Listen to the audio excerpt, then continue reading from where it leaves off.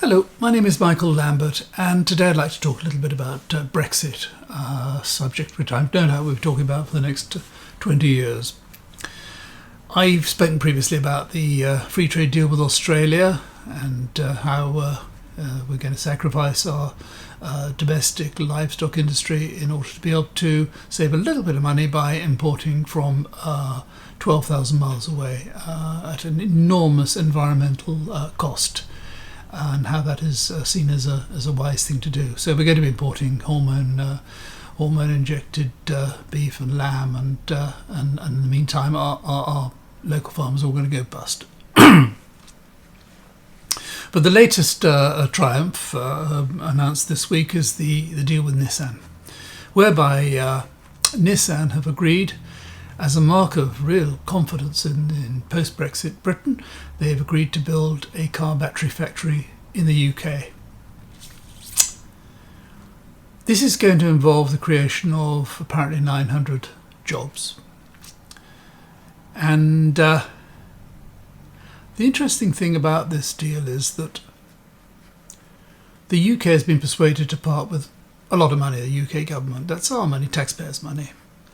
It's said that the amount is around 100 million. The government won't say. They talk about commercial confidentiality and all this sort of nonsense, but they won't say because they're obviously pretty embarrassed about the amount they've had to bribe Nissan to come here and set up this factory. But the interesting thing about this deal is that 43% of Nissan is owned by Renault, the French car company. So British taxpayers are forking out £100 million for the benefit of a French motor company. Now, of course, within the EU, France couldn't do this. They couldn't get money from their own government. That is not allowed. But now, of course, we've broken free from the shackles of the EU. We are outside. France can take advantage of state aid in the UK.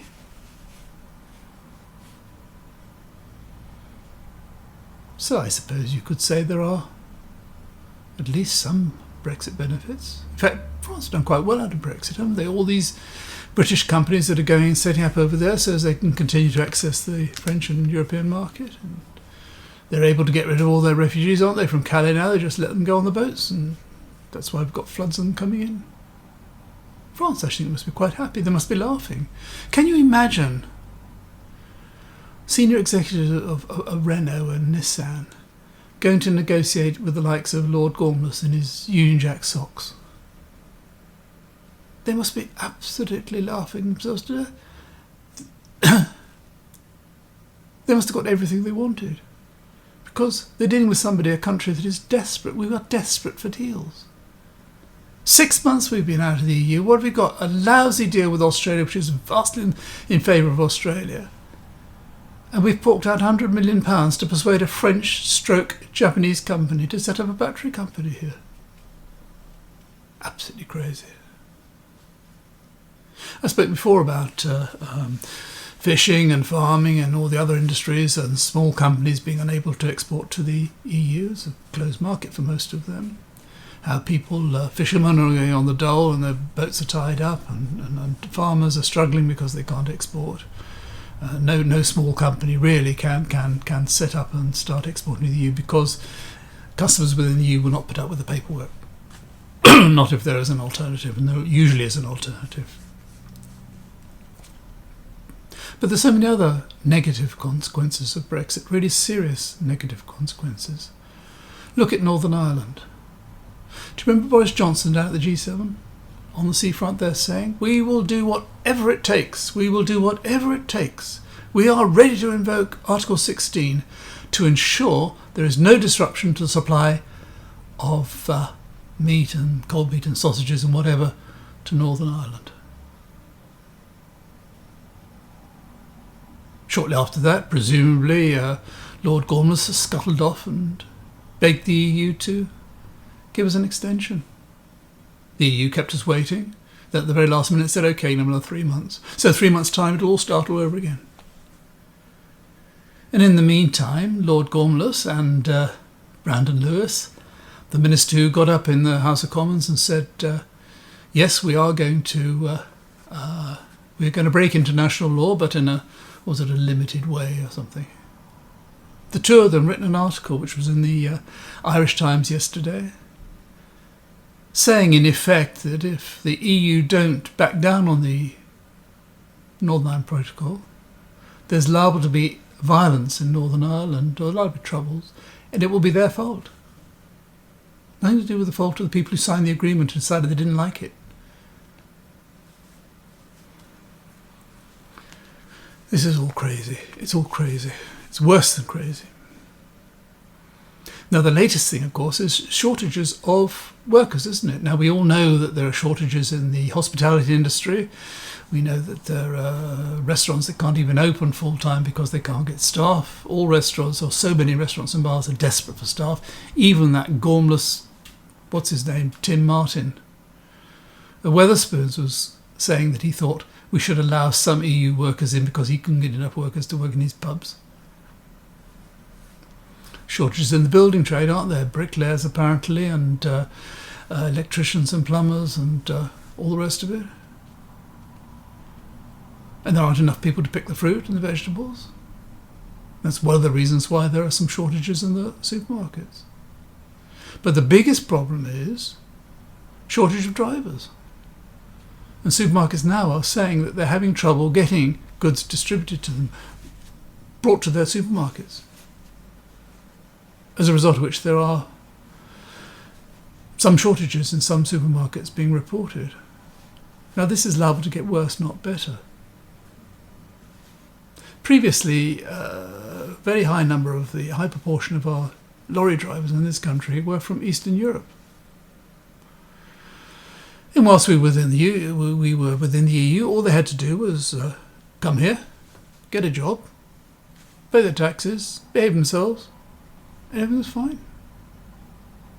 But now, if a lorry driver from Poland, perhaps he's lived here for 10, 20 years, who knows, but he's gone home because of COVID and he wants to come back, he's got to get a job before he comes, and he's got to find an employer who is registered with the government, who then has to offer him a job, and the job has to be for, I think it's £25,000 a year or more.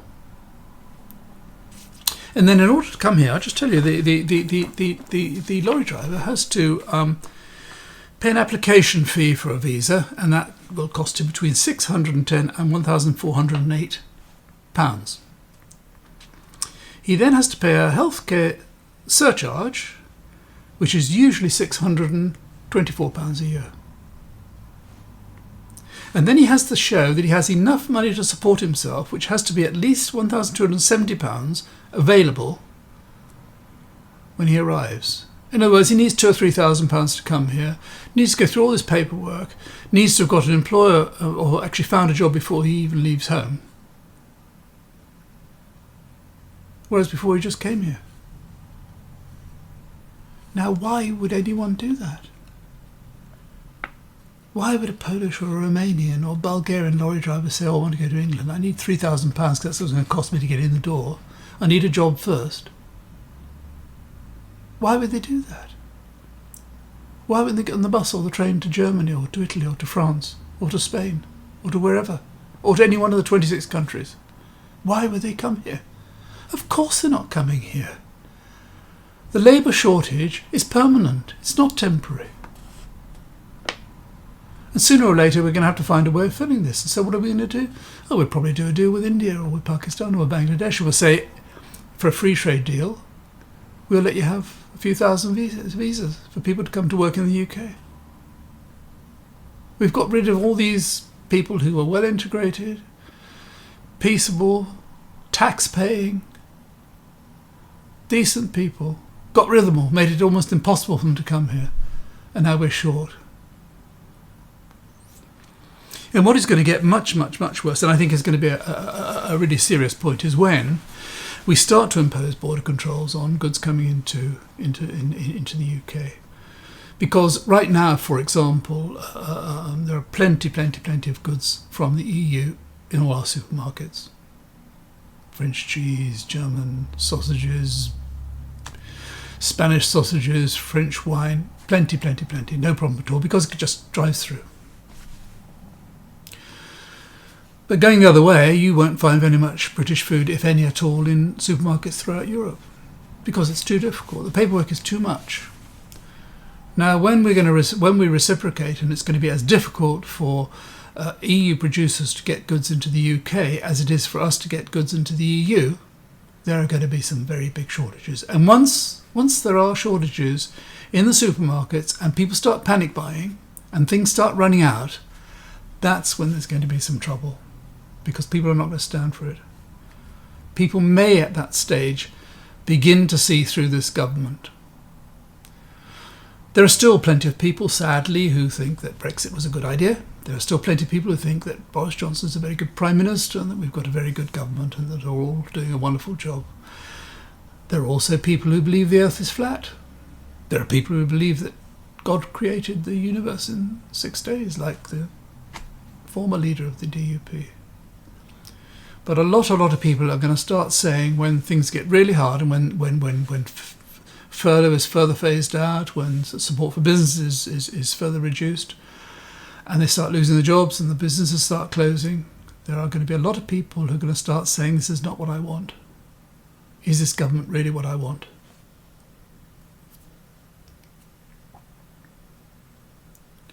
Now, when you look at the government, the corruption, Jenrick, Patel, Hancock, Gove, these are people you could openly accuse of being corrupt. People doing deals with PPE, making fortunes for friends, and nobody they're not getting kickbacks. People like Patel, found guilty of bullying, breach of ministerial code. Johnson says that's fine. He would never have sacked Hancock. He couldn't sack Hancock, really, because he's as bad as he is. Johnson's just as bad as Hancock. So he couldn't sack him. So he got him to resign. And why does he do all this? Why is he so... It's almost as though he's flaunting his power. You know, these jets with your Union Jacks all over them. This presidential yacht they're going to buy. This 200,000 or what it was, 200,000 for wallpaper. He's flaunting it. Flaunting it.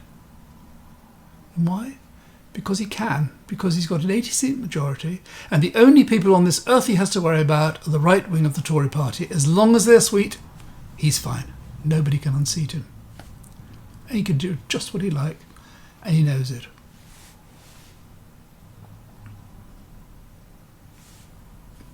One of the most interesting things of the recent outpourings from Cummings was that he said that Johnson had said that he would remain Prime Minister until the next general election. He'd win the next general election. He'd stay on for a couple of years, and then he says that he is then going to retire, resign, make some money and have fun.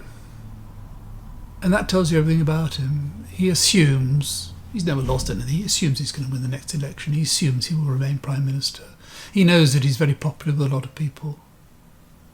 He wants to have fun and make some money, with no doubt a new wife by then. For him, this is all a game. And bear in mind, make no mistake, he is the government. He controls everything. The present cabinet are so weak, they're so supine. They're so second-rate. There's not one of them would say boo to even a small goose. He determines everything. And this man is wrecking our country, absolutely wrecking it. He is a laughingstock the world over. We are a laughingstock the world over.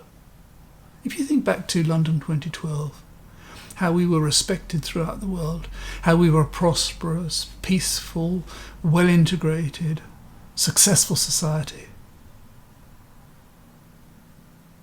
Respected the world over for honesty and integrity. Now look at us. We're seen as dishonest, incompetent, stupid, divided. We are actually being encouraged to dislike Europeans. They're getting blamed for everything. Anything that goes wrong, it's the EU's fault. Just look at that booing of the national anthem when we played Germany. Absolute shameful disgrace. And that's being encouraged. I think we have to be very, very, very concerned. It's probably too late now, but where this is leading us, heaven knows. It's really frightening. Look at the COVID business. All we hear over and over and over again is how well we did with getting the vaccines out so quickly ahead of everybody else. Fantastic, fantastic. He keeps on about it. Listen to Prime Minister's Question Time. He's always on about how well we did with the vaccines. What he never talks about is the fact that we've spent 37 billion on test and trace. I'm not sure these figures, no way I can check them, but I suspect that what we spent on test and trace is probably more than every other country in the world combined. It's a staggering, staggering, staggering amount of money for something which was a complete waste of time, waste of money, which didn't work. Even the person running it, Dido Harding, said it wouldn't work on its own. And where are we now? In terms of new cases of COVID every day, we are now, out of 222 territories listed on Worldometer 2 days ago, we were fourth, behind India, Colombia, and I can't remember the other one, I think it was maybe Brazil. Fourth in the world, highest number of new cases. And in 2 weeks' time, 3 weeks' time, we're going to abandon masks. They're free for all, let it rip.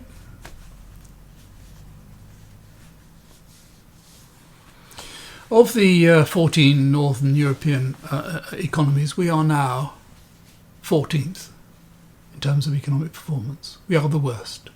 And we're going down and down and down. We're at the mercy of the EU for just about everything. For example, Rishi Sunak the other day, he was posing on Twitter with photographs of him with his new puppy dog on his lap and a message saying that he'd given up on trying to get equivalence with the EU for financial services. So companies in the city now are going to have to go to countries one by one and apply for permissions to operate in each of the territories. Hugely bureaucratic, unnecessary waste of time.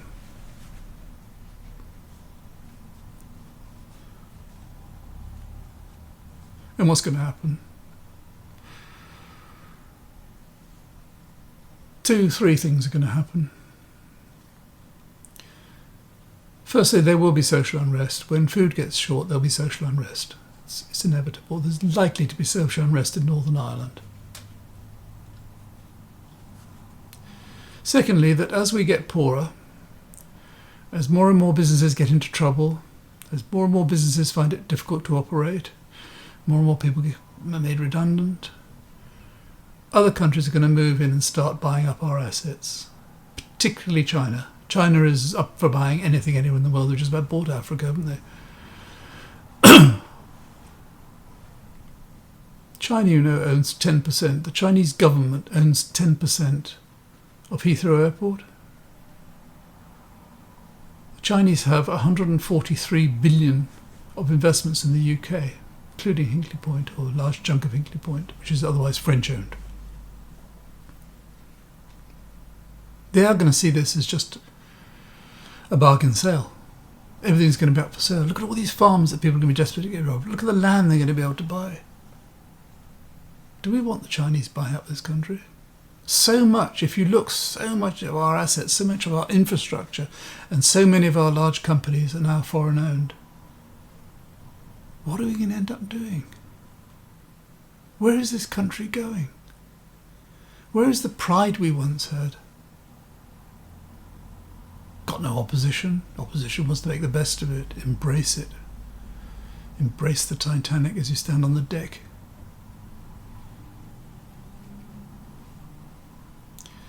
I think it's all very, very worrying, and I think we should all be very concerned. I'm surprised there isn't much more protest, but of course, most people are not interested in politics, are they? There's the Euros, we're doing well in them, very exciting, the country's all behind them.